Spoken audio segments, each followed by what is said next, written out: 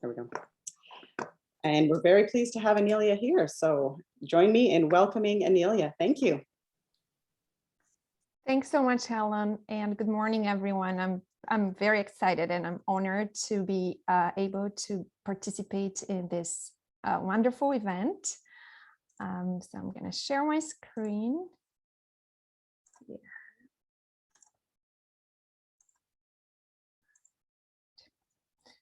So I would like to begin by respectfully acknowledging that in Halton we are gathering on the traditional territories of the Anishinaabe, Atawandaron, Haudenosaunee, and Métis peoples. This sacred land surrounding the Great Lakes has been their home and still is for 15,000 years. We acknowledge and thank the Mississaugas of the Credit First Nation for sharing their traditional territory with us. As we gather today on these treaty lands, we have the responsibility to share and care for the land and its gifts in accordance with the Dish with One Spoon, One Palm Belt Covenant, a historic peace agreement made among Indigenous nations that commits to take only what we need, have enough for others, and keep the dish clean. We honor and respect the four directions: land, waters, plants, animals, and ancestors that walked before us, and all of the wonderful elements of creation that exist. I would like just to say a few things about OakvilleGreen. We are an environmental charity that has been working to create a greener Oakville since 2000. And our key objectives are to reconnect people to nature, protect local water quality, increase climate resiliency and natural habitat, tree cover, and improve local biodiversity. How do we do that? Action, education, and advocacy. We run a number of amazing programs, and we are very excited that our spring season is coming. So this is when we get to go outside and do our tree planting and stewardship initiatives. But we love also, we believe in the power of education, and this is how stewardship and conservation actually starts through education. And we advocate for a healthier green space and for biodiversity. We love looking at these numbers. So they're it's very inspiring. So lots of trees planted. We work collaboratively with the town of Oakville. We maintain a few pollinator habitats, gardens in Oakville, and we work with lots of students, and we achieve all of that thanks to our wonderful volunteers. So today's talk, I'm sure that there are a lot of garden experts here, but I always love to remind myself of why we're doing that, and just spreading knowledge, why native, how we are helping, and how to do that even if we have a smaller backyards. We would like to start small. We would like just to add some habitat to our balcony. I've learned a lot, by working at our pollinator gardens. So I'm very grateful to OakvilleGreen for the whole learning process. And we've partnered with a lot of amazing people, and I've learned a lot. I also would like to thank Verbinen's tree nursery, and Ontario Native Plants.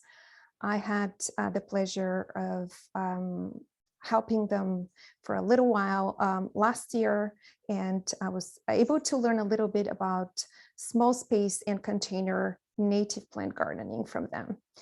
So pollination, it's just, as I said, I would love to always remind myself, it's one of the most fascinating processes in the natural world. And every time I think about it, I'm amazed at how perfectly nature knows how to do things.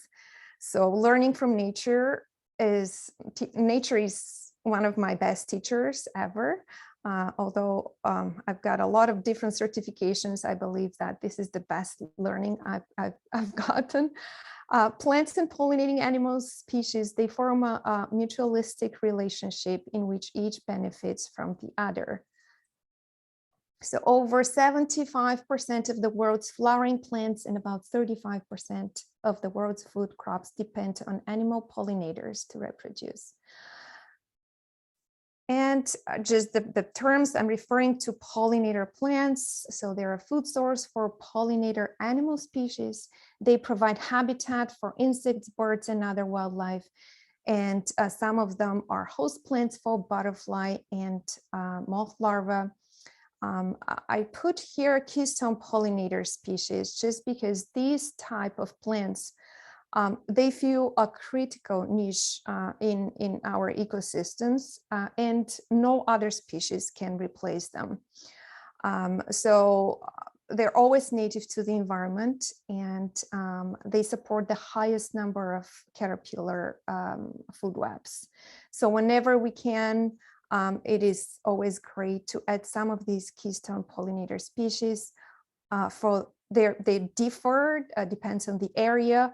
For the Halton, some of the keystone pollinator species are asters, goldenrods, sunflowers, native sunflowers, and of course some tree species such as willows, oaks, birches, black cherries, etc. We often think about butterflies and bees, but again, another reminder that a lot of animal species such as flies and ants and beetles and some smaller birds and even bats can actually serve as pollinators. And we come to that question, and again, I just love having these slides, although I'm sure everybody's convinced that since we are here, native plants are the better option, but they grow and occur naturally in the area. They have evolved, they provide vital food and habitat for insects and birds, and therefore they increase biodiversity. And they thrive better in local soil and climate conditions. With that being said, we often try planting in urban environments, and which is a little bit different. But again, mimicking their natural environment as much as possible. Just learning and looking how nature does it is the best way to go. Native plants fight climate change, and they're beautiful. They're just wonderful. All of these, not all, but most of these images are either from my yard or from some of the pollinator gardens we maintain in Oak Park, in front of Glen Abbey Community Center in Oakville, and our newest project, Kingsford Gardens.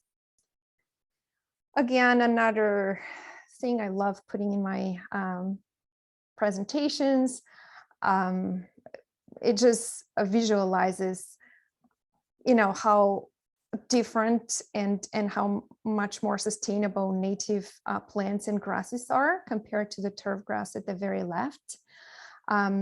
Their roots sometimes can be over 7, 8, even over 10 feet deep, which is quite impressive, and therefore they hold the soil in place and improve its ability to absorb and filter water, so removing naturally pollutants before they enter our waterways. Also, they require less watering, so it's before I continue and showcase some of my favorites for smaller space and container gardening, just a few factors always to consider when we think. It's not just for this type of plants, but it is particularly important when we would like to try containers in smaller spaces. Always consider plant height, sunlight, moisture, type of containers, type of soil, wind exposure, where these containers are going to overwinter. Some plants are tolerant if we leave them outside, but since the soil is so much easier to freeze, it is important that we consider that factor as well. If we have a place like a garage or cold storage, sometimes it's better than living outside. That being said, I do plant I do leave some of my plants, such as New England asters, and I try to medium plants in containers for different reasons. They're not small plants, are just because they're spread more aggressively. So I just try to keep them contained. I've heard people plant common milkweed in containers as well. But these are the factors that we always look at. And, we always say when we plant trees, the right species for the right site.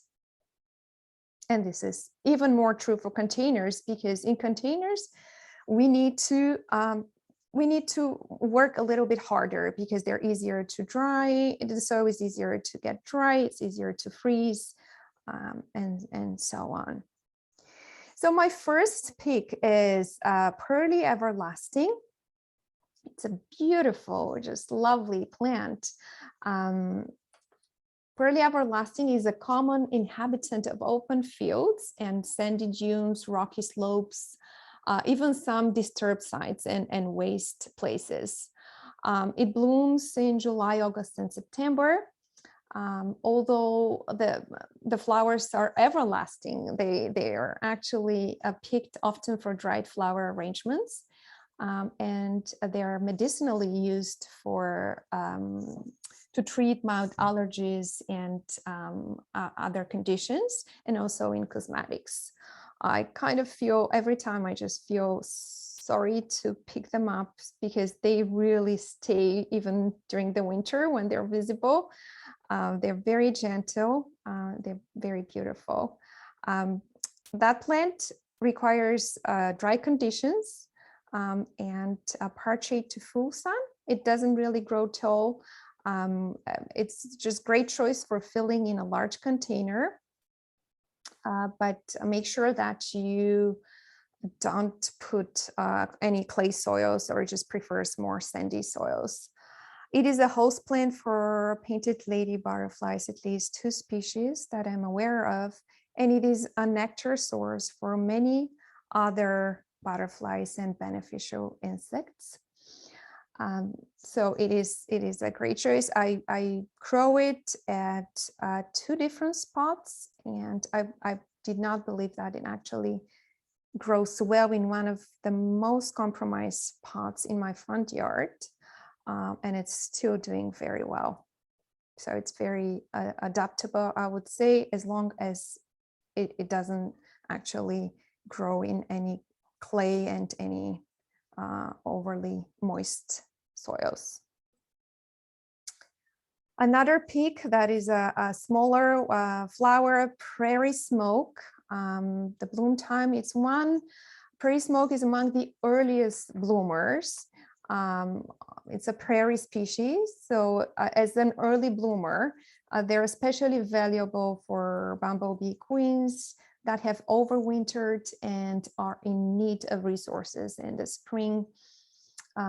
So in fact, they're the primary pollinators of the flower. So the first time I saw it in flower, I could not believe it. It was really early in the season. So I would say it's just probably was my earliest bloomer ever. So it is very, very just beautiful and inspiring to see the flowers. What is actually special about prairie smoke is that after pollination, the flowers erupt into these airy, gauzy seed heads. So on sunny days, these seed heads catch the light and they really look like smoke. In this image, I tried to capture both the flowers and the seed heads, and they're quite spectacular. They're very small. They just grow to only ½ a foot. They could do okay in partiate. Again, a moisture dry to medium, so they don't actually love our clay soils, but they grow just okay. I have them in a couple of different spots as well. They do prefer the sandy loam and loam, but they're great, beautiful round rock gardens. And they can grow well in pots, and they can overwinter without any protection, which is amazing. Okay, and also the leaves, actually, they do turn orange red in the fall, and kind of like almost fading into purple during the winter. So they're just gorgeous. They're just stunning looking, although they're tiny and not as showy as some of other pollinator species, but they're just really very special. Nodding onion, bloom time is June, July, August. Again, it doesn't grow too high. It's about a foot and a half. Prefers full sun, more shade dry to medium. Great choice for containers. Although I kind of find it that it may at some point needs taking if it grows away too thin and too tall. It's a food source for small short-tongued bees, and it's entirely edible. All right, so it is highly attractive to honeybees. The plant does not actually, sorry. I'm just looking at my other one. It's the narrow-leaved vervain. And so I tried this plant last year, and it was actually blooming in the first season. So July, August is the bloom time. About 2 feet high, part shade to full sun. Again, drought tolerant, a sandy loam, and does okay in clay loam as well. Grows well in containers. Flower nectar attracts various bees and moths, and it is a host for common buckeye butterfly larvae. So the habitats in like the natural habitats would include dry gravel prairies and dolomite prairies, hill prairies, limestone, even along railroads and roadsides and abandoned fields. So the flowers attract also some bees and skippers and other butterflies, and the seeds are a food source for some native sparrows and the lark bunting that prefer an open habitat. So easy to grow. I find it easy to grow, and for a small space, for a small garden, it is it has that charming lavender flowers. It is kind of a slender plant, and it flowers for kind of like a longer period of time, which I really enjoyed. Butterfly milkweed, many people's favorite pick. Bloom time is June and July, mature height 2 feet. Loves full sun. It would not actually bloom well if we don't provide these good 7-8 hours of sunshine. Prefers sandy soil. It may be prone to aphids if grown in containers and be just short bloomed, but it can still do okay if we manage to amend soils and mimic its natural environment. It is host plant for monarch butterfly, and we know that out of the 3 milkweeds, it is considered the one that could do okay in containers. That being said, I have not tried to grow it in containers, but I have it all over my yard. And it's not a favorite just for monarch butterflies. Bees and butterflies are actually attracted to the bright orange flowers. And I learned recently from fellow monarch butterfly experts that monarch butterflies are attracted the most from the color orange. So very interesting. although I find them very much attracted to my swamp milkweeds as well.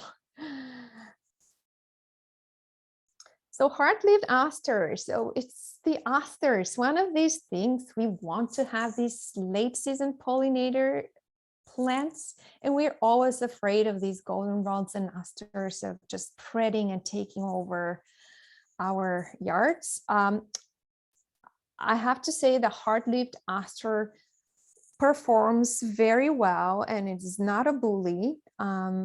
It can spread, but it is very easily controlled, and it doesn't grow as tall as the New England aster. Its height is like 2 to 3 feet tall. It can very well grow in part shade, although it should be just protected from, extreme heats and wind, but it would form eventually some clusters. Moisture dry to medium, but it does okay in clay loam. If you try to do containers, it may require stocking just to hold it upright. But this is actually true for for any plants that are a bit higher. You may get that. They need to be supported or at least just be close to a wall. They're excellent. Asters are excellent late season food source for pollinators. They're a must in every garden. So if you would like to give it a try, I highly recommend the hard-leaved aster. Very easy to grow even from seed. I grew from seed around 80 plants last year. So that was just amazing. And they're, as I said, they can tolerate some shade, so even better.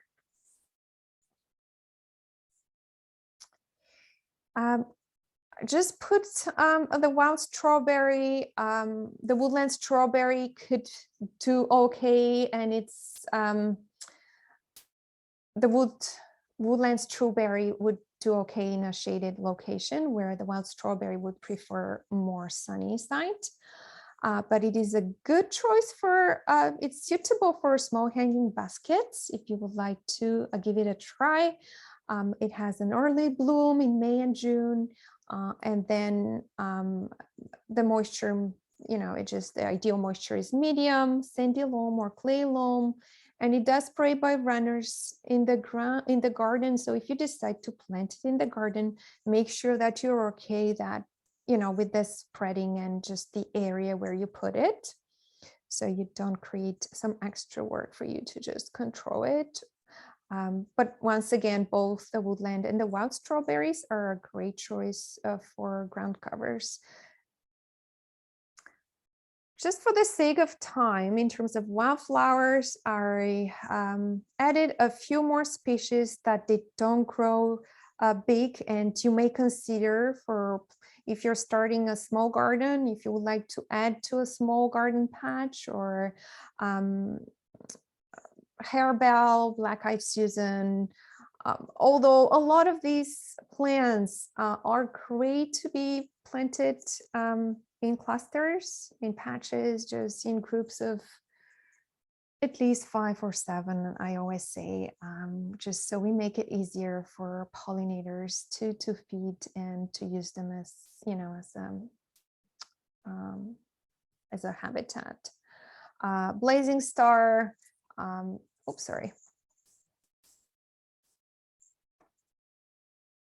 the hairy beard tongue and lance-leaved coreopsis. I also added some of the woodland species that are shade tolerant. We would have people approach us and often say like, we have shade all over our backyard. We have mature big trees, but we still would love to plant some native plants. What do we do? So some shade tolerant species, Canada anemone, the false Solomon seal, foamflower, wild geranium, and wild ginger, bloodroot. All these plants, I would say, they require moist, rich organic soils. So just keep that in mind if you decide to try them on in your backyards.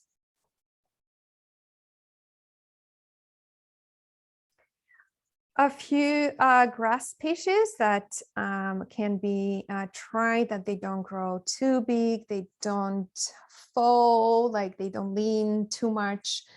Prairie dropseed, great. It is a slow growing, it is a short grass, just only about 2 feet high, and it will not overtake your garden.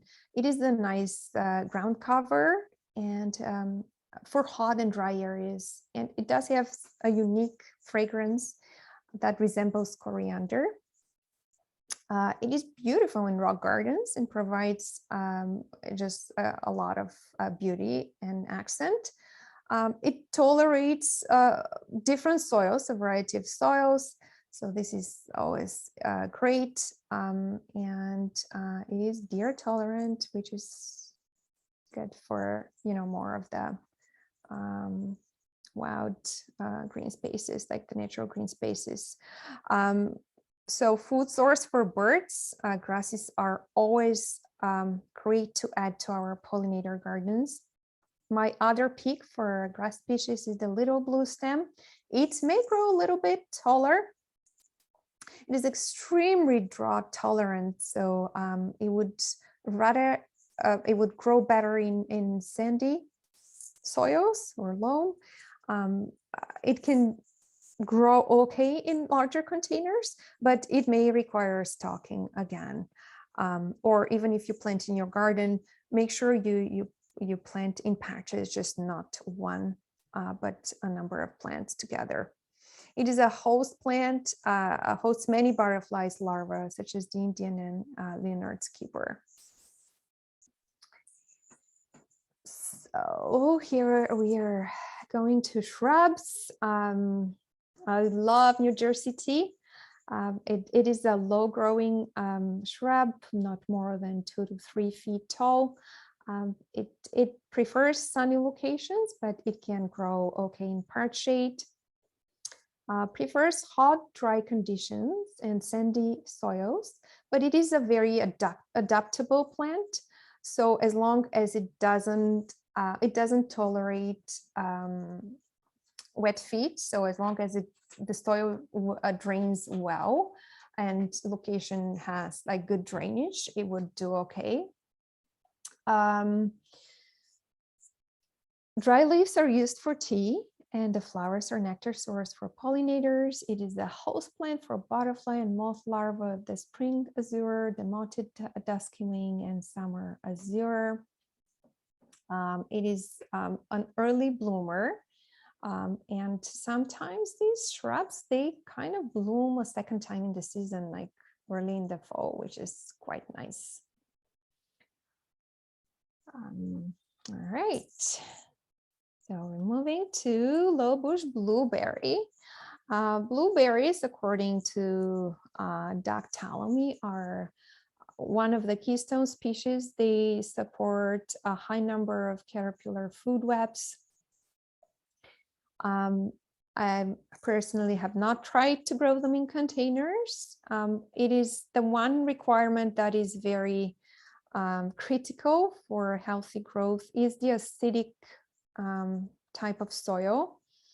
It can be tricky to amend the soil. You know, peat moss is not always the most sustainable option. Sometimes people try a certain type of compost or pine needles, although with these, it does take time. It is not as easy to amend the soil. It requires sunny spots and dry to medium conditions. It has beautiful fall foliage and edible berries, and its most efficient pollinators are native bees.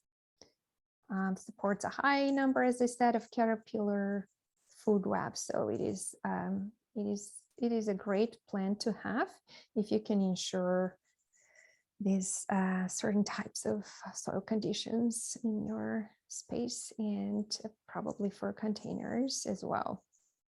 Supposed to grow well in containers. So if someone has experience growing blueberries in containers, it would be amazing if you share at the end.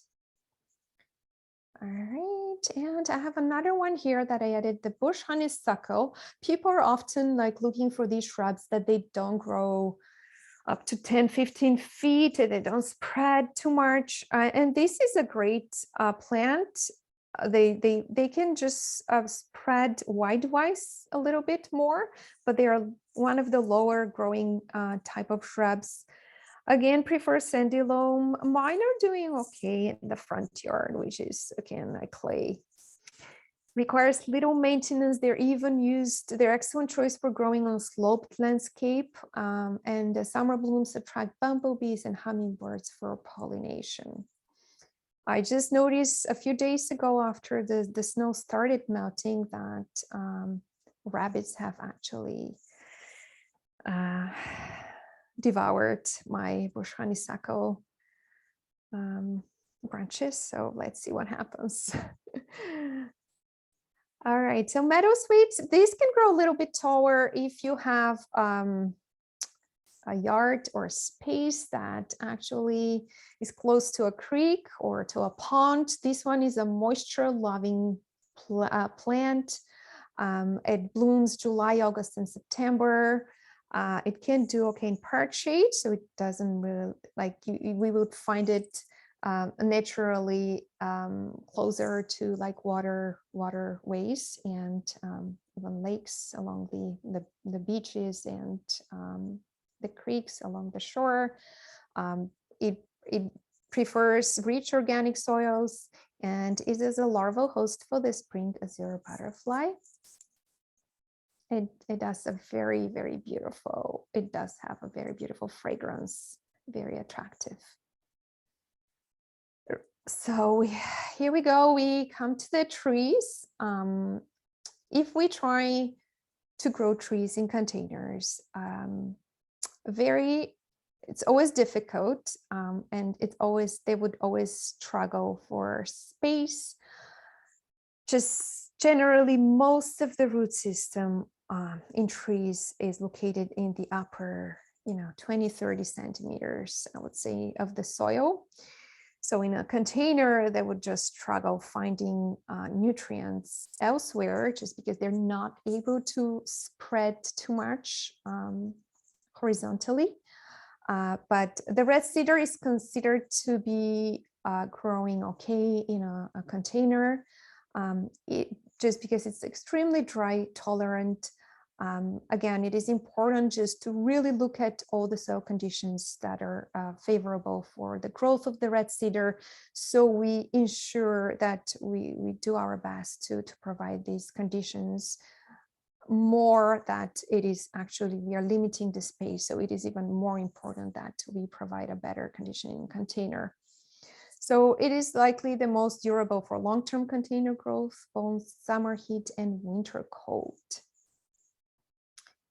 Sometimes we see the white cedars, and they're hardy, slow-growing trees. They can grow in a variety of soils. So if you decide to grow in a yard, they're always a great choice of a evergreen native species.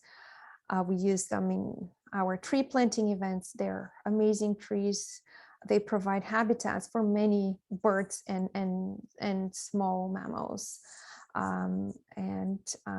They do prefer wet conditions, so we always try to plant closer to the creeks whenever we can. Service berries, so trees, they can be, sometimes they're considered shrubs. It really depends of how they've been trained as young plants, but they can be single-stemmed, and they do well in part shade to full sun, but prefer, again, moist areas. They can grow well in a variety of soils, attractive white flowers in early spring. So they're an excellent early food source for pollinators. Edible berries, stunning orange and red foliage in the fall. Love service berries. The birds love them too. Pagoda dogwood. It's also known as alternate leaf dogwood. It is a common understory and forest edge species that can be found throughout southern Ontario. Prefers moist locations.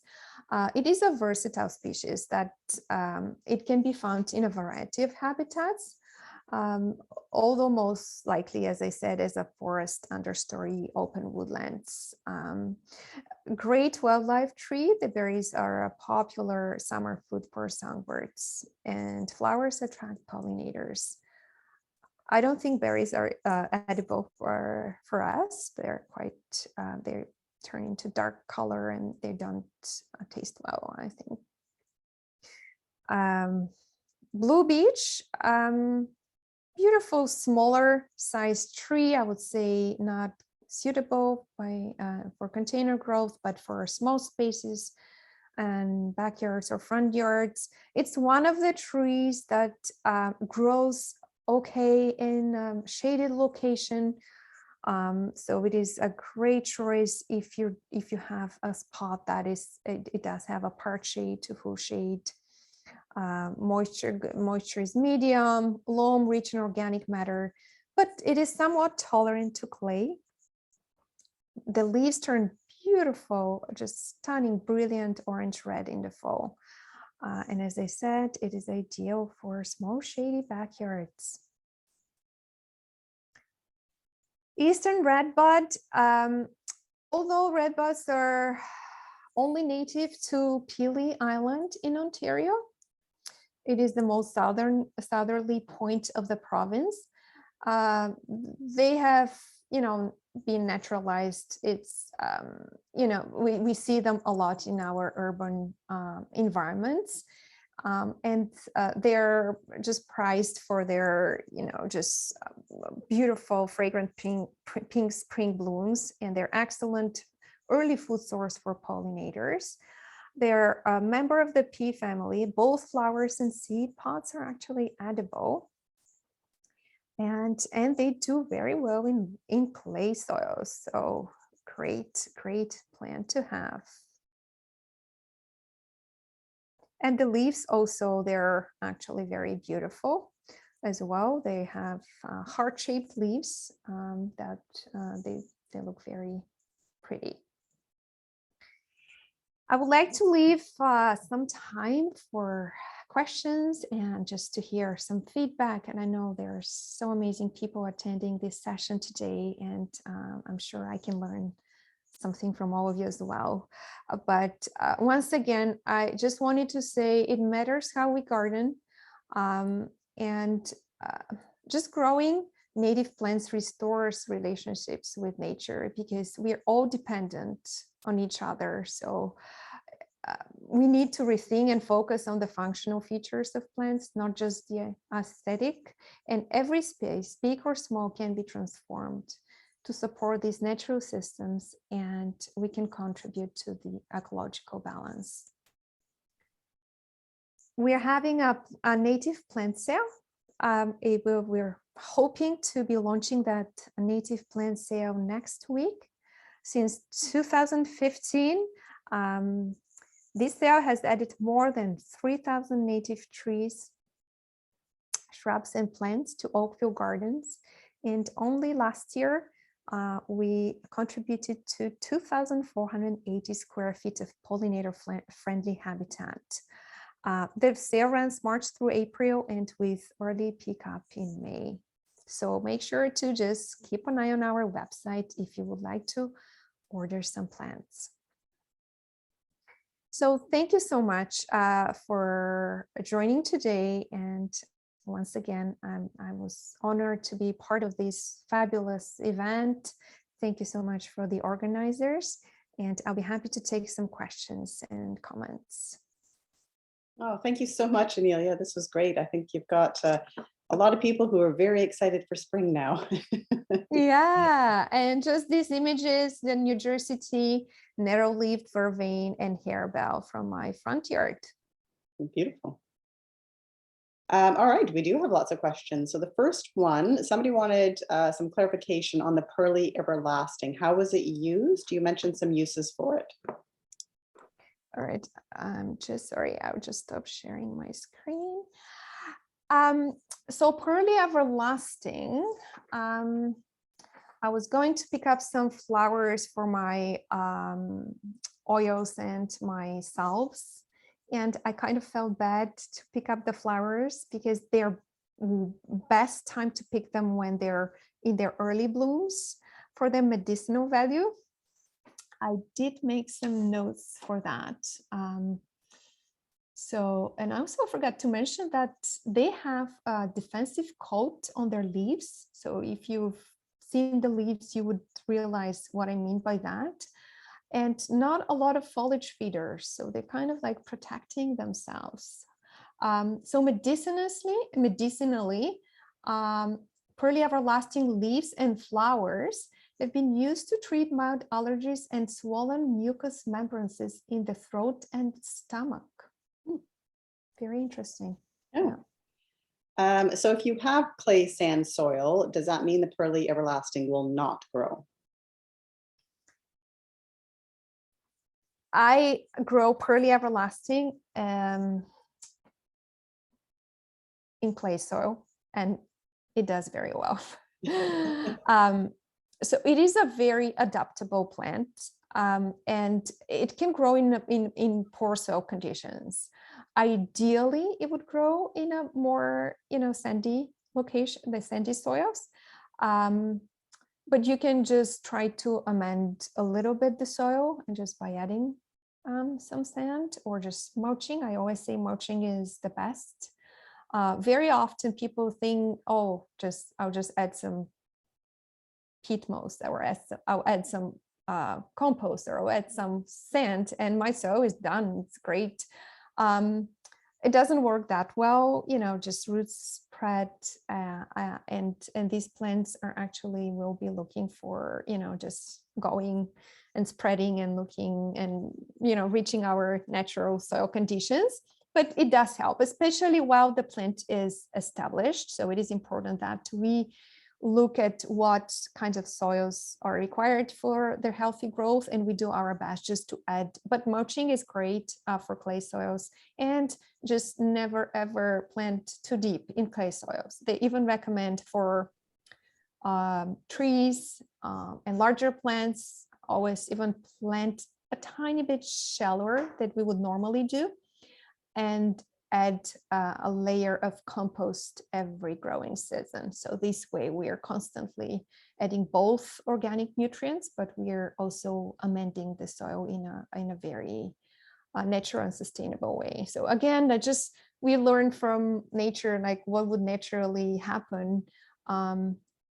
In woodlots, they would have these leaves on the ground, and they would be slowly turning into compost. So that's why all the woodland species would actually thrive so well in rich organic soils. And Yeah, I think that's important to remember, that in nature, a random plant wouldn't just happen all by itself in a field of nothingness. So remember, it would have things around it to add that organic matter.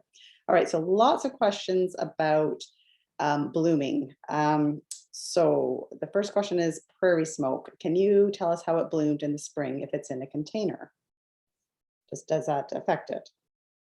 Yeah, so I don't grow my prairie smoke. I haven't seen them blooming in a container. I do have the information, as I said, from a number of sources, including, some recommendations that I have from the Ontario native plants, that they're one of the species that it would do well in containers. I have not seen it blooming in containers, so I just don't have a great answer for that one. Just because it is a tiny plant, and probably just doesn't require lots of space, I would assume that it would still bloom in containers, as long as we kind of like stick to what it requires and likes. So many plants, especially native plants, take a few years to bloom from seed. So can you comment on this? And then can you recommend any that bloom in the first year? Yes. Oh, some plants are very slow to get established, and especially when we grow them from seed, we're very eager to see them in bloom like the first summer, and it doesn't happen. Some plants that I've seen blooming the first season are the butterfly milkweed, harebell. I've seen swamp milkweed blooming first season. I've seen the hard-leaved aster blooming first season. I'm just trying to figure, about the plants I already discussed, just not to include all these other like larger species. Oh,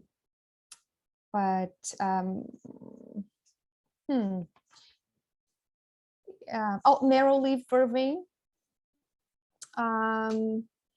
It bloomed first season. Yeah. And tell us what kind of mix we would need if we're growing in containers. Is it going to be different than the potting mix that you just pick up from Home Depot? Do you have to add anything to it? And if you're saying it grows in sand, naturally, do you have to add sand to that potting mix? Or like how do we grow in containers?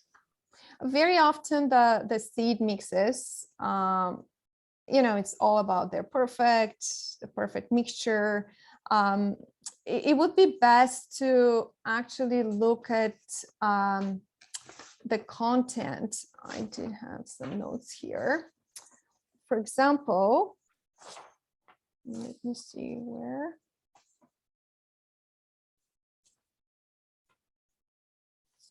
Oh, here. For example, in a loam, when I'm referring to loam soils, it's the sand silt clay ratio is 40-40-20 on average.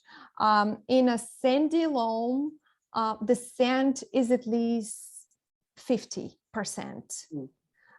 So it is very important just to refer to these ratios and then look at what kind of soil you're actually purchasing. So it's all about the sand silt clay ratio, how much air we have in that soil and how well drained the soil is. Sometimes even with these ready mixtures, they say it's perfect for container growing, and they tend to be more compact. Even the garden soils that we order, they vary a lot from year to year. I ordered one of these yellow bag garden soils last year. It was really, really dense and compact. I think it was a lot of, smaller particles that were just keeping, the soil so not very well drained.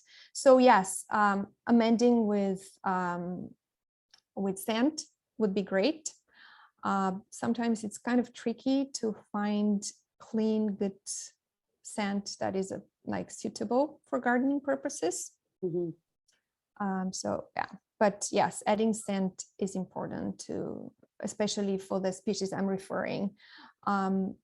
Again, containers, they do dry out much faster than if we grow the prairie smoke or the butterfly milkweed in the garden.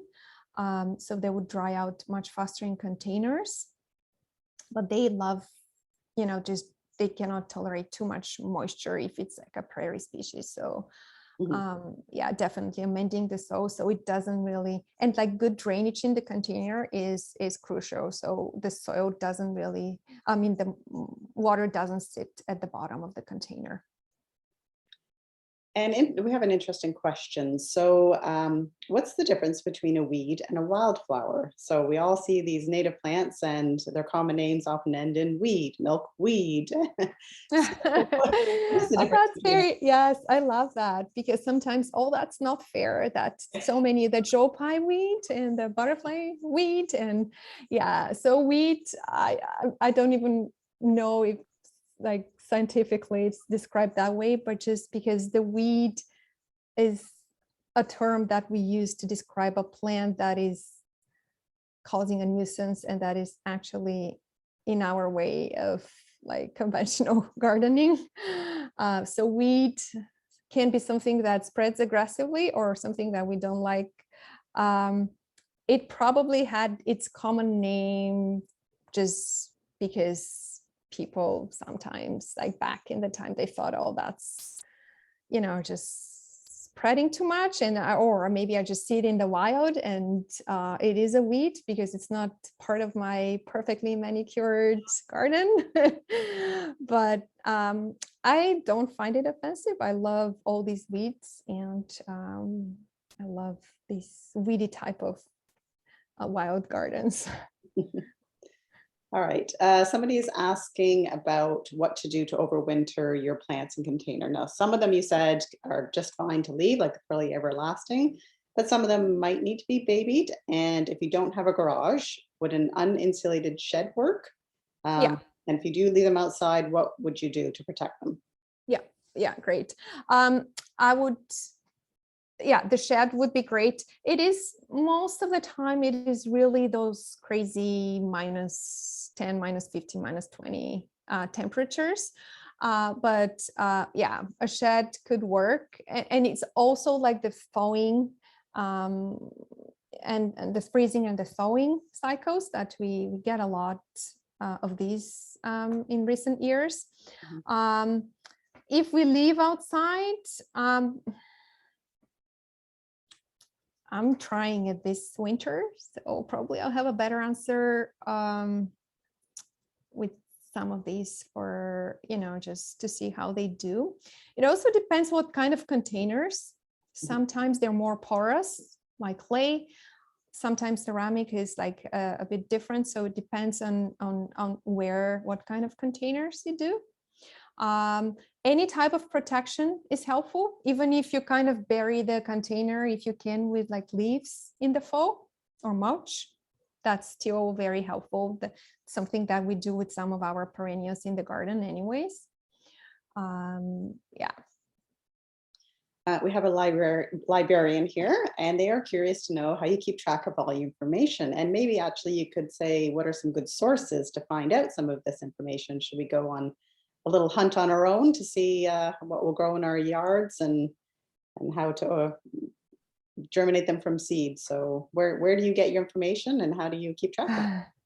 Yeah, great question. It is, again, I'm learning from a lot of experts in the area, and we've had a lot of collaboration with amazing organizations and private native ecological landscaping companies. And so we're learning from each other, and I'm learning from webinars just like this one, I guess, and events like Garden Week. There is a lot of information online, and it is kind of like overwhelming, and sometimes what is really trustworthy and what is reliable. I always say I love getting local information. This is probably one of the reasons that I was helping every evening at the tree nursery last spring, just because it is really different. Even we see even Hamilton from Oakville could be very different, right? And it does matter where we are sourcing the seeds. Some great information. I'll be happy to email the PDF of the presentation, and I can include some sources that I've used. I'm not sure yeah, but I had the email address programs@oakvillegreen.org. Please feel free to just remind me, and I'll be happy to just to share all this information, and I'll include a list of all the sources. Conservation, Credit Valley, TRCA, they also have some great information, and some other local guides that I've used. And we have someone who's very curious as to what your shirt says. If friends were flowers, Yeah, I would pick you. yeah. This is yeah. So somebody, they have a balcony. So is it important that they have a certain orientation, such as like south facing, so it gets enough warmth? Or is this, if they're going to be north facing, what can they do? Yeah, that great question. Absolutely, it does matter a lot. Even for tree species is very important because they suffer a lot from sun's cold and wind exposure. Same with smaller plants and containers. It really depends. If it's really north and depends on how many hours of sunshine, they always say you do need for these, when it says that sun part shade, you do need at least the 6 hours of sun if you would like your plants to be healthy. They may grow okay, but they may have a very poor blooming season or just a shorter blooming, or they may be just weaker in general, just not being able to get that sunlight. But it's still worth a try. Again, try to pick plants that do not require full sun. So it's always just, again, like looking into these resources and making sure that it does tolerate some shade. It's always a better choice. But then we have the shade tolerant that really require that moist, rich, organic soils. And sometimes they would struggle in containers because they don't have the moisture that a woodlot would offer. So yeah, so it's interesting, but it's you can give it a try with some of the part shade tolerant plants. And can they keep those pots outdoors on a balcony, or is that too risky with the freeze thaw because there's no protection? You can, but you can just, again, depends how windy and how open the balcony is. You can keep it in the balcony. I have a friend who actually covers her containers, and I'm pretty sure she grows prairie drop seed and butterfly milkweed and the low bush blueberry. So she, and I'm not sure, I believe she said asters too, but she does cover them. I'm not sure if it's burlap or any other blankets, like heavier blankets or things like that. All right, perfect. Well, thank you so much. We've really appreciated you joining us today and sharing all this wealth of information. Everybody else has loved the talk. Lots of thank yous. It's been a pleasure to have you here today. Thank you so much. It's been an honor for me, and thank you everyone for sharing your knowledge with all of us. And we look forward to our planting and growing and pollinator garden season. So feel free to join us and volunteer at one of our pollinator gardens at any time. Absolutely. So we'll just have the draw for the family membership to the Oakville Horticultural Society. So what I did is I took everybody's name who entered, and in the order that you entered, you were given a number. And then I did the random number generator using an app on the phone, of course. And we came up with the winner is Terry Moore. So Terry Moore, if you could contact me, I'll put my email address in the chat. And yes, congratulations, Terry. Just email me and then we'll get you hooked up with the Oakville Horticultural Society and get you that membership. So, and don't worry, if you didn't win today, there'll be still 2 more days. So there's going to be another draw tomorrow and then a draw on Sunday. So thank you very much, everybody, for joining, and make sure you don't go too far. At 1 o'clock, we have Gail Whitlow talking about traditional indigenous uses for plants and herbs. So thank you very much, everybody, and we'll see you later. Thank you. Thanks so much.